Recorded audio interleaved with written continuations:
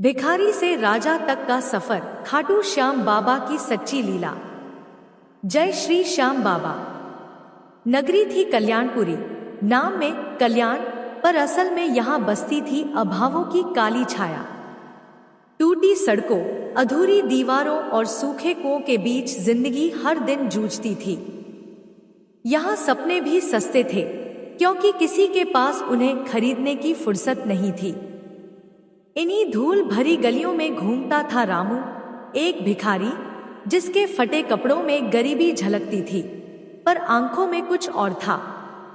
न दर्द की चीख, न शिकायत की लपट, बस एक अटूट विश्वास जो उसे रात दिन मुस्कान बख्शता था। लोग कहते पागल है, किस बात पर हंसता है यह, पर रामू हर बार बस मुस्कुरा देता। श्याम बाबा है ना, सब ठीक करेंगे। हर सुबह वह मंदिर के बाहर बैठता, जो भी मिलता उसमें से थोड़ा हिस्सा बाबा के नाम पर रख देता। भूखा रहता, पर उनका दिया बुझने नहीं देता। कभी किसी की मदद करता तो कहता, यह मेरा नहीं, श्याम बाबा का कर्म है। किसे पता था कि यही मासूम सा विश्वास एक दिन किस्मत का रुख बदल देगा। वक्त बदलेगा, किससे बदलेंगे, और कल्याणपुरी के लोग उस भिखारी को राजा रामू कहकर पुकारेंगे। वो राजा जिसने न तलवार उठाई, न लड़ाई लड़ी, सिर्फ भक्ति और सच्चे मन से अपनी दुनिया जीत ली। और जब जिंदगी ने सब छीन लिया था, उसी वक्त श्याम बाबा की लीला ने वो लौटा दिया जो रामू ने कभी मांगा भी नहीं था। उसकी खोई हुई बहन, उसका खोया सम्मान और उसका अपना भाग्य। तो आइए जाने कैसे एक फटेहाल भिखारी की मुस्कान ने भगवान को भी झुकने पर मजबूर कर दिया और कल्याणपुरी की गलियों में एक नया इतिहास लिखा गया। नगरी थी कल्याणपुरी, जिसका नाम भले ही कल्याणपुरी था, पर उसके धूल धूसरित गलियों में कल्याण की किरणें अक्सर मंद पड़ जाती थी। इन्हीं गलियों में एक अस्तित्व था जिसका नाम था रामू। रामू एक ऐसा नाम जो किसी पहचान का मोहताज नहीं था, क्योंकि उसकी पहचान बस इतनी थी, एक भिखारी। उसकी उम्र का ठीक ठीक अंदाजा लगाना मुश्किल था, क्योंकि समय और अभाव ने उसके चेहरे पर ऐसी गहरी रेखाएं खींच दी थी, मानो उसके जीवन की हर दुखद घटना एक नक्शे की तरह उस पर अंकित हो। 40 या 50, शायद 60 भी, कौन जानता था। रामू का आश्रय था नगरी के बाहरी छोर पर स्थित एक प्राचीन शिव मंदिर का खंड है। मंदिर की छत आधी ढही हुई थी, दीवारें काई और समय के निशान समेटे खड़ी थी, और गर्भगृह में स्थापित शिवलिंग पर वर्षों से किसी ने जल नहीं चढ़ाया था। लेकिन रामू के लिए यह खंडहर मात्र ईंट पत्थर का ढेर नहीं था, यह उसका घर था, उसका ब्रह्मांड था। यहीं वह दिन भर की याचना के बाद लौटता, अपनी पुरानी फटी हुई बोरी को बिछाकर सो जाता। बोरी भी क्या थी, बस कुछ चिखड़ों का जमावड़ा जो उसने सालों से सहेज रखा था। रामू के जीवन में अभाव का नहीं, बल्कि परिवार के बिछोह का एक गहरा घाव था। उसके माता पिता और एक छोटी बहन थी, एक छोटा सा परिवार जो कभी गांव में खेती मजदूरी करके अपना जीवन चलाता था। रामू को याद था, जब वह छोटा था तो उसकी माँ उसे श्याम बाबा की कहानियां सुनाती थी, कैसे बाबा अपने भक्तों की हर विपदा हर लेते हैं। उसकी बहन राधा तो श्याम बाबा की धुन में इतनी लीन रहती थी कि अक्सर काम करते करते भी जय श्री श्याम बोल पड़ती थी। पर एक अकाल ने सब कुछ छीन लिया। खेत सूख गए, फसलें बर्बाद हो गई और गांव में भूखमरी फैल गई। रामू के माता पिता भूख और बीमारी से जूझते हुए एक के बाद एक चल बसे। उसकी छोटी बहन राधा, जो तब मुश्किल से 10 साल की थी, एक रात अचानक गायब हो गई। रामू ने उसे बहुत ढूंढा, हर गली कूचे, हर मेले में पुकारा, पर राधा का कहीं कोई निशान नहीं मिला। वह यादें एक कसक बनकर उसके दिल में रह गई थी। हर रात जब वह अकेला होता तो उसे राधा की हंसी और अपनी माँ की लोरी याद आती। यह दर्द उसे हर पल सालता था, पर उसने इसे अपनी कमजोरी नहीं बनने दिया। उसने अपनी बहन के गुमशुदा होने के बाद प्रण लिया था कि वह कभी किसी बच्चे को भूखा या अकेला नहीं देखेगा, अगर उसके बस में होगा। इसी व्यक्तिगत त्रासदी के बाद ही रामू ने स्वयं को पूरी तरह से श्याम बाबा के चरणों में समर्पित कर दिया था। उसे लगता था कि अब इस संसार में उसका अपना कोई नहीं है सिवाय श्याम बाबा के। उसका भिक्षाटन भी एक कला थी। वह कभी जिद नहीं करता, कभी आवाज ऊंची नहीं करता, बस हाथ फैलाता और एक शांत निश्चल दृष्टि से सामने वाले की ओर देखता। उसकी आंखों में एक ऐसी विवशता होती थी जो दया नहीं, बल्कि एक अजीब सी आंतरिक प्रतिक्रिया जगाती थी। लोग उसे अनाज देते, पुराने सिक्के देते या कभी कभी बासी रोटी का टुकड़ा, वह बिना किसी शिकायत के सब स्वीकार कर लेता। पेट भरने से ज्यादा जरूरी था उसका आत्मसम्मान, जो उसने भिक्षावृत्ति के दलदल में भी सहेज रखा था। सबसे अनोखी बात थी रामू का श्याम बाबा के प्रति अटूट विश्वास। नगरी में एक भव्य खाटू श्याम मंदिर था, जहां हर एकादशी को हजारों भक्त दर्शन के लिए उमड़ते थे। रामू कभी उस मंदिर के अंदर नहीं गया। उसे लगता था मेरे फटेहाल शरीर के साथ पवित्र मंदिर में प्रवेश करना शायद उचित नहीं, पर हर रोज शाम को वह अपने खंडहर मंदिर के पास एक छोटा सा दिया जलाता और आंखों में चमक लिए आकाश की ओर देखकर कहता, हे मेरे श्याम बाबा, आज भी तुमने पेट भरा, आज भी सिर पर छत दी। मेरा क्या, मेरा तो हर सुख दुख तेरे चरणों में है। तेरी मर्जी, तेरी लीला, यह कोई रस्म नहीं थी, यह उसकी आत्मा का संवाद था। एक भिखारी की सीधी निश्चल पुकार। उसकी प्रार्थना में कोई मांग नहीं होती थी, केवल कृतज्ञता होती थी। वह जानता था कि बाबा सब देख रहे हैं। उसका विश्वास इतना अटल था कि अभावों के बीच भी उसके मुख पर एक अद्वितीय शांति विराजमान रहती थी, ऐसी शांति जिसे राजमहल के सुख सुविधाओं में डूबे लोग भी तरसते थे।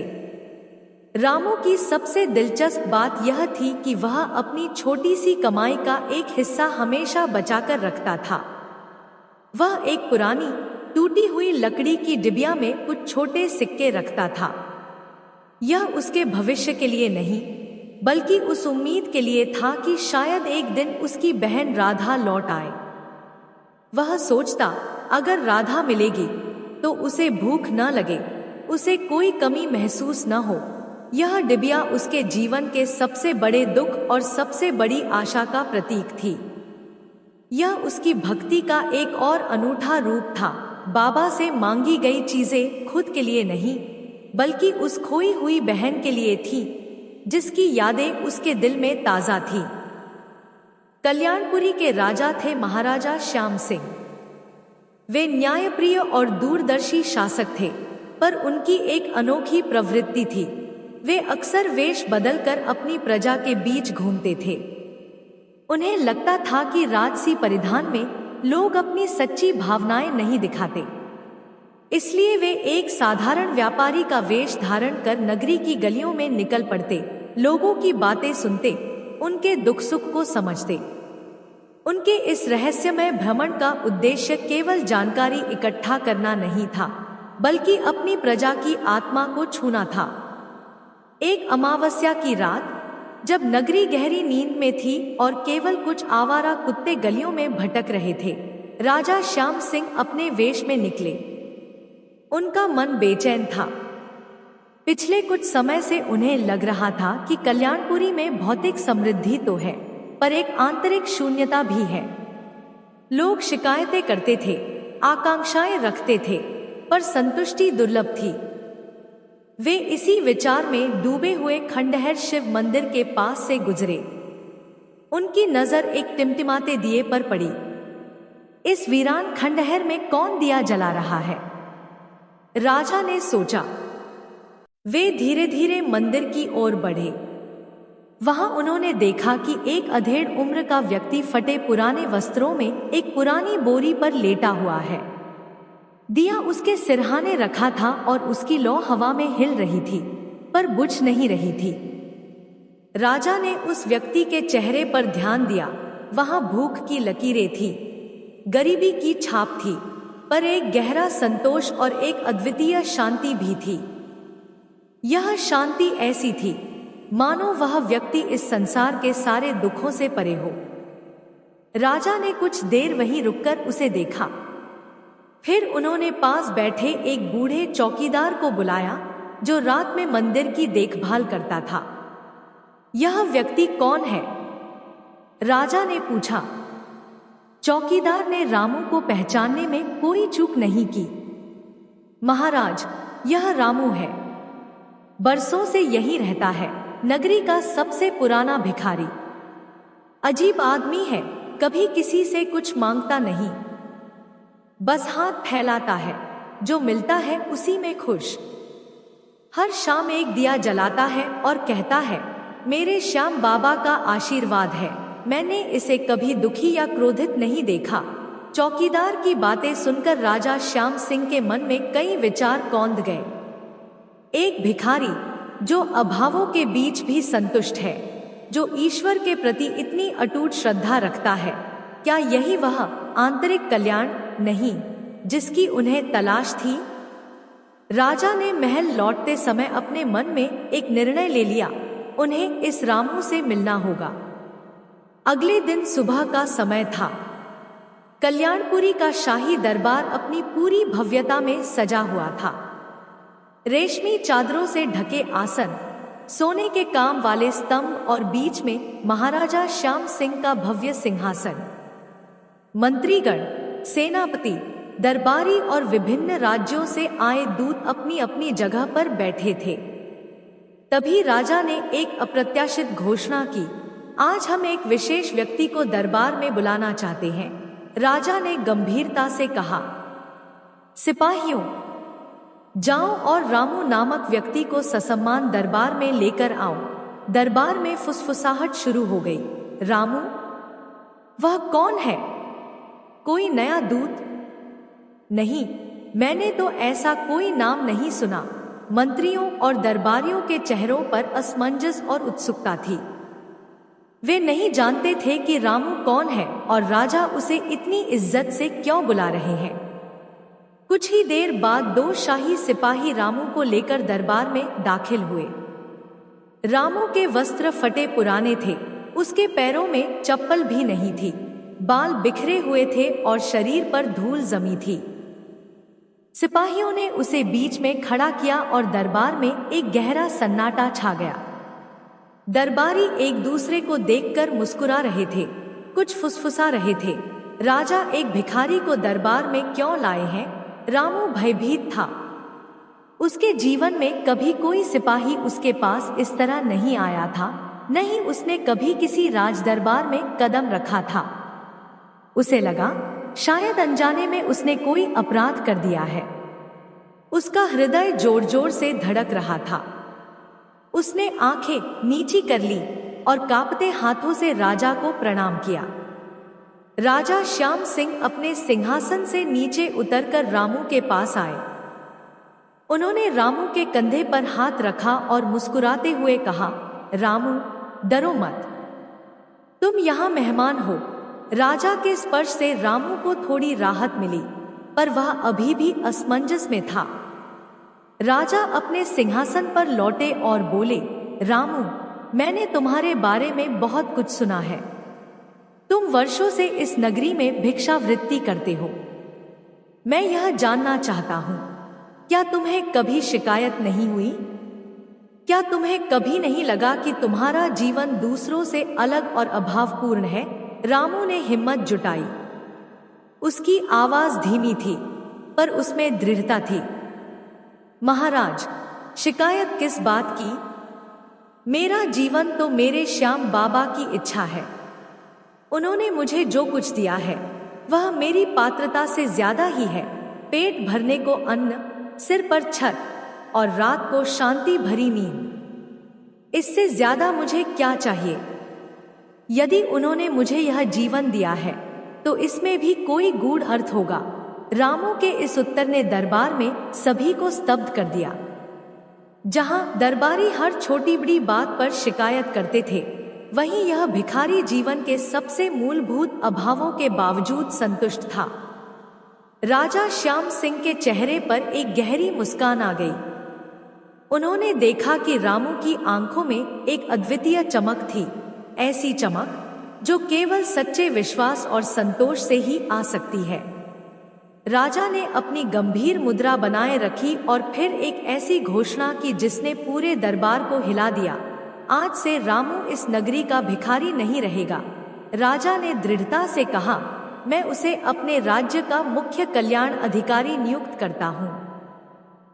उसे एक भव्य महल दिया जाएगा, सेवक होंगे और राज्य के खजाने से पर्याप्त धन।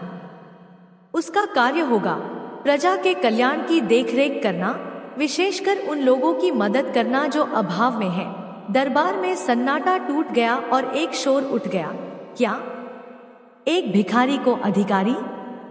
राजा का दिमाग फिर गया है। दरबारी एक दूसरे की ओर देख रहे थे। उनकी आंखों में ईर्ष्या, क्रोध और अविश्वास था। रामू भी स्तब्ध खड़ा था। उसके पैरों तले जमीन खिसक गई थी।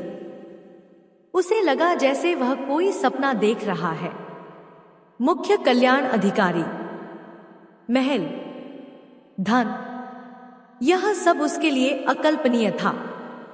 उसने राजा के चरणों में झुकने का प्रयास किया, पर राजा ने उसे रोक दिया। नहीं रामू, राजा ने कहा, यह मेरा आदेश है और यह श्याम बाबा की इच्छा है। तुम्हें यह पद स्वीकार करना होगा। मुझे विश्वास है कि तुम इस पद के साथ न्याय करोगे। राजा की आंखों में एक गहरा, अलौकिक भाव था जिसे केवल रामू महसूस कर पा रहा था। उसे लगा यह स्वयं उसके श्याम बाबा की आज्ञा है। अगले कुछ दिनों में रामू का जीवन पूरी तरह से बदल गया। उसे कल्याणपुरी के सबसे सुंदर महलों में से एक दिया गया। पुराने खंडहर के पास रहने वाला रामू अब रेशमी बिस्तरों पर सोता था। उसके शरीर पर धूल धूसरित फटे कपड़ों की जगह महीन रेशमी वस्त्र थे। उसके पैरों में जहां कभी चप्पल नहीं थी, अब चमड़े के मुलायम जूते थे। उसके पास नौकरों की एक पूरी फौज थी जो उसकी हर आज्ञा का पालन करती थी। लेकिन इस सब के बीच रामू ने अपना स्वभाव नहीं बदला। महल के एक शांत कोने में उसने अपने श्याम बाबा का एक छोटा सा मंदिर बनवाया। रोज सुबह शाम वह वहीं बैठकर दीपक जलाता, ठीक उसी तरह जैसे वह खंडहर में जलाता था। उसकी प्रार्थना में अब भी कोई मांग नहीं होती थी, केवल कृतज्ञता होती थी। हे बाबा, यह सब तेरी लीला है, मैं तो तेरा दास हूँ। राजा श्याम सिंह दूर से रामू के कार्यों का अवलोकन करते रहे। वे बेहद प्रसन्न थे। रामू ने सिद्ध कर दिया था कि एक व्यक्ति का चरित्र उसके पद या धन से निर्धारित नहीं होता, बल्कि उसके हृदय की पवित्रता से होता है। मंत्रियों ने कई बार रामू की शिकायत की, यह कहते हुए कि वह राजकोष का दुरुपयोग कर रहा है, पर राजा श्याम सिंह ने हर बार उनकी बातों को अनसुना कर दिया। उन्हें रामू पर पूरा विश्वास था। वर्ष बीत गए। रामू ने मुख्य कल्याण अधिकारी के रूप में कल्याणपुरी को नई ऊंचाइयों पर पहुंचा दिया था। नगरी में खुशहाली लौट आई थी, शिकायतें कम हो गई थी और प्रजा राजा श्याम सिंह के साथ साथ रामू की भी प्रशंसा करती थी। रामू का नाम अब केवल एक अधिकारी का नहीं, बल्कि एक संत और सेवक का पर्याय बन गया था। एक दिन राजा श्याम सिंह ने अपने दरबार में एक विशेष सभा बुलाई। दरबार में भीड़ थी और सभी के मन में उत्सुकता थी कि आज राजा क्या घोषणा करने वाले हैं। राजा श्याम सिंह अपने सिंहासन पर बैठे हुए बोले, रामू, तुमने अपनी सेवा से कल्याणपुरी का भाग्य बदल दिया है। तुमने सिद्ध कर दिया कि सच्चे हृदय से किया गया कार्य कितना फलदायी हो सकता है। अब मैं तुम्हें एक ऐसी जिम्मेदारी देना चाहता हूँ जो तुम्हारे जीवन की सबसे बड़ी परीक्षा होगी। रामू ने विनम्रता से सिर झुकाया। महाराज, मैं आपके आदेश का पालन करने के लिए सदैव तत्पर हूँ। मेरे श्याम बाबा की कृपा से मैं हर चुनौती का सामना करने को तैयार हूँ। राजा श्याम सिंह ने एक गहरी सांस ली और फिर दरबार में घोषणा की, आज मैं महाराजा श्याम सिंह कल्याणपुरी के सिंहासन का त्याग करता हूँ और आज से रामू इस राज्य का नया महाराजा होगा। दरबार में एक बार फिर सन्नाटा छा गया, पर इस बार वह सन्नाटा पहले से ज्यादा गहरा और विस्मयकारी था। फिर अचानक पूरे दरबार में तालियों की गड़गड़ाहट गूंज उठी। प्रजा और दरबारी जिन्होंने रामू के कल्याणकारी कार्यों को देखा था, अब उसके राज्याभिषेक का समर्थन कर रहे थे। एक भिखारी को राजा बनाना यह केवल राजा श्याम सिंह का निर्णय नहीं, बल्कि स्वयं श्याम बाबा की लीला थी। रामू स्तब्ध खड़ा था। उसकी आंखों से आंसुओं की धारा बह निकली। यह उसके लिए अकल्पनीय था, किसी चमत्कार से कम नहीं। वह भागा और राजा श्याम सिंह के चरणों में गिर पड़ा। महाराज, मैं यह पद कैसे स्वीकार कर सकता हूँ? मैं तो एक भिखारी था, मुझे राजकाज का क्या ज्ञान। मैं इस भारी जिम्मेदारी को कैसे संभाल पाऊंगा? राजा श्याम सिंह ने रामू को उठाया। उनकी आंखों में एक दिव्य चमक थी, एक ऐसी चमक जो रामू ने केवल अपने श्याम बाबा के चित्रों में देखी थी। रामू, राजा ने कहा, राजा बनने के लिए केवल राजसी रक्त और तलवार की आवश्यकता नहीं होती, बल्कि प्रजा के प्रति प्रेम, न्याय की भावना और सबसे बढ़कर निस्वार्थ सेवा का भाव चाहिए। ये सब गुण तुम्हारे पास है। तुम्हारा अनुभव तुम्हें सिखाएगा और तुम्हारा विश्वास तुम्हें राह दिखाएगा। फिर राजा ने अपने माथे से मुकुट उतारा और रामू के सिर पर रख दिया। मुकुट रखते ही पूरे वातावरण में एक दिव्य प्रकाश फैल गया। रामू को लगा जैसे उसका शरीर एक अलौकिक ऊर्जा से भर गया हो। उसे राजा श्याम सिंह के रूप में स्वयं खाटू श्याम बाबा के दर्शन हो गए। राजा श्याम सिंह के मुख पर वही दिव्य मुस्कान थी जो रामू अपने दिए की लौ में देखता था, वही आभा जो उसने श्याम बाबा के चित्रों में देखी थी। हे मेरे श्याम बाबा, रामू के मुंह से अनायास निकल गया। राजा श्याम सिंह, जो अब अपने मूल स्वरूप में लग रहे थे, ने रामू को आशीर्वाद दिया। रामू, तुमने अपनी भक्ति और संतोष से मुझे प्रसन्न किया है।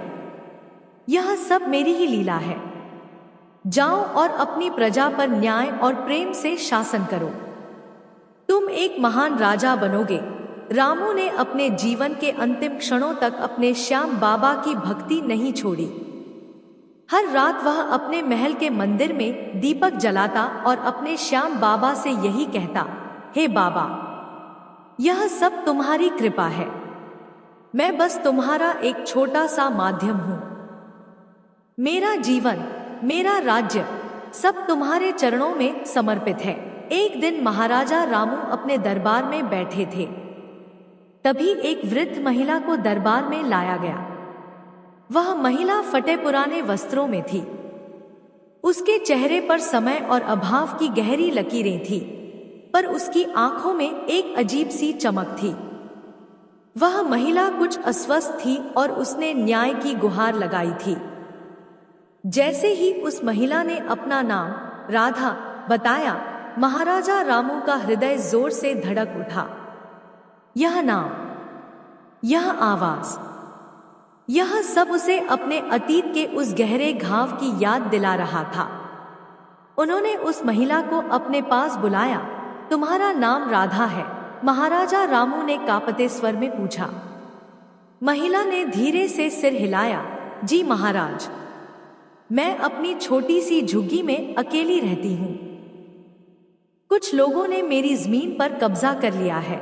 महाराजा रामू ने ध्यान से उस महिला के चेहरे को देखा। उसकी आंखों में एक खास किस्म की चमक थी, एक छोटा सा तिल उसकी दाहिनी भौं के ऊपर, और वह आवाज जो उन्हें वर्षों पुरानी यादों में खींच ले गई। उन्होंने उससे उसके बचपन, गांव और परिवार के बारे में पूछा। महिला ने धीरे धीरे सब कुछ बताना शुरू किया। अकाल, माता पिता की मृत्यु और कैसे एक दिन वह अपने भाई रामू से बिछड़कर भटक गई।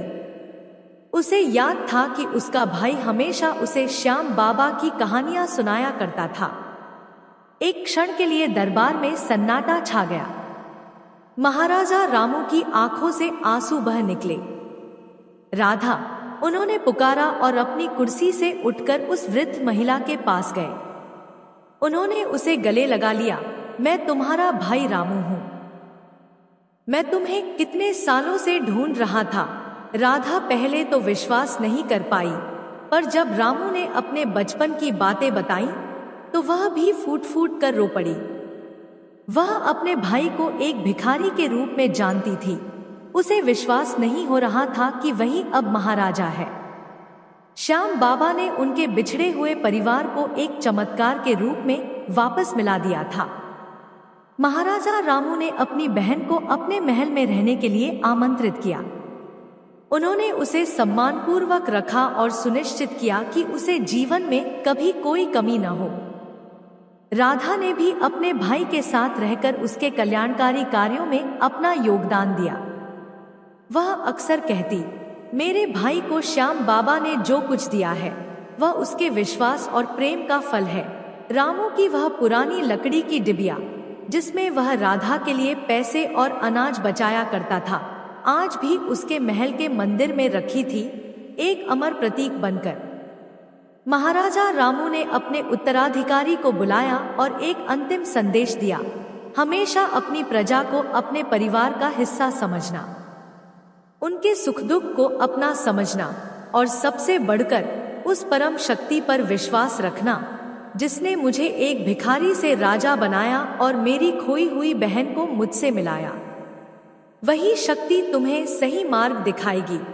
और इस तरह महाराजा रामू ने शांति से अपने शरीर का त्याग किया। उनके मुख पर वही चिरपरिचित मुस्कान और शांति थी जो उनके भिखारी जीवन में भी थी।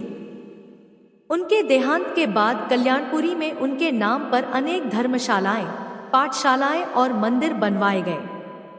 उनकी कहानी पीढ़ी दर पीढ़ी सुनाई जाने लगी। एक ऐसे भिखारी की कहानी जिसने अपनी भक्ति और संतोष से स्वयं भगवान को प्रसन्न कर लिया, एक राजा बन गया और जिसे जीवन के अंत में उसका खोया हुआ परिवार भी श्याम बाबा की कृपा से वापस मिल गया।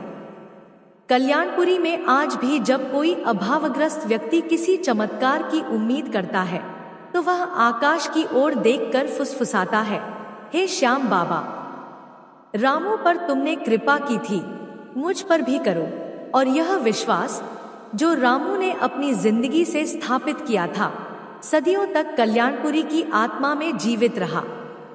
यह कहानी केवल एक व्यक्ति के उत्थान की नहीं थी, बल्कि विश्वास की शक्ति, संतोष के महत्व और ईश्वर की असीम कृपा की एक अमर गाथा थी, जिसे कल्याणपुरी की हर गली और हर घर में आज भी बड़े प्रेम से याद किया जाता है।